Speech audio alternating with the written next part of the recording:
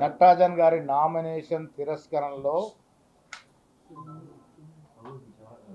BJP party, కేంద్ర ప్రభుత్వం, ప్రధానమంత్రి కార్యాలయం దీంట్లో ఇన్వాల్వ్ అయి సంబంధం లేని కేసు, పసలేని కేసు, అసలు కేసే కాదు.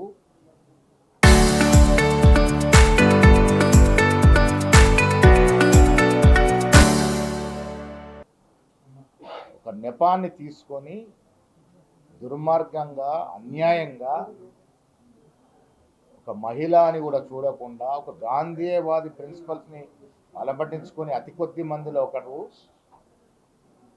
ఇవాళ దేశంలో నీతి నిజాయితీకి నిలుపుటద్దంలా ఉండే కొంతమందిలో ఒకరంటే మీనాక్షి నటరాజన్ గారి నామినేషన్ తిరస్కరణ అనేది ఈ దేశ రాజకీయాల్లో ఒక కలంకమైనటువంటి చర్య. ఆరో తీసుకున్నటువంటి నిర్ణయం పూర్తిగా ఎలక్షన్ రూల్స్ నిబంధనలకి వ్యతిరేకం. తెలంగాణలో మీనాక్షి నటరాజన్ గారి మీద ఎక్కడ ఎఫ్ఐఆర్ లేదు, క్రైమ్ నంబరు లేదు, కేసు లేదు.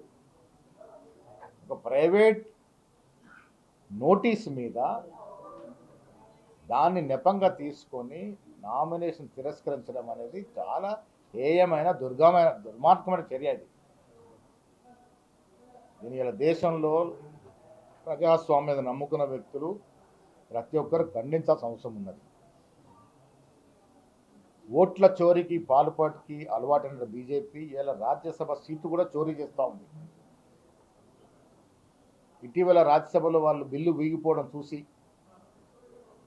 దేశం కింద మీదైనా పర్వాలే కానీ మాకు సీట్లు పెరగాలి రాజ్యసభలో అనే ఒక దుర్మార్గపు ఆలోచనతోని ఇలాంటి దుశ్చర్యలకు పాల్పడుతూ ఉంది. ఈ దేశంలో ప్రజాస్వామ్యం నమ్ముకున్న ప్రతి వ్యక్తి దీన్ని ఖండించాలి. మోడీ చర్యలు పరాకాష్ట. ఇంత దుర్మార్గంగా వివరించినటువంటి తీరుని కాంగ్రెస్ పార్టీ, ప్రజాస్వామ్యం నమ్ముకున్న వ్యక్తులందరూ ఖండించాలి. ఆమె నామినేషన్ పత్రాలు పబ్లిక్ డొమైన్లోకి వచ్చాయి 8 రోజునే. 8 సాయంత్రమే ఈ కేసు వివరాలు, యువతలో కేసు ఫలానా నోటీస్ ఉందనే వివరాలు ఆ ఫలానా వ్యక్తి వాట్సాప్ గ్రూప్లో పెట్టడం జరిగింది.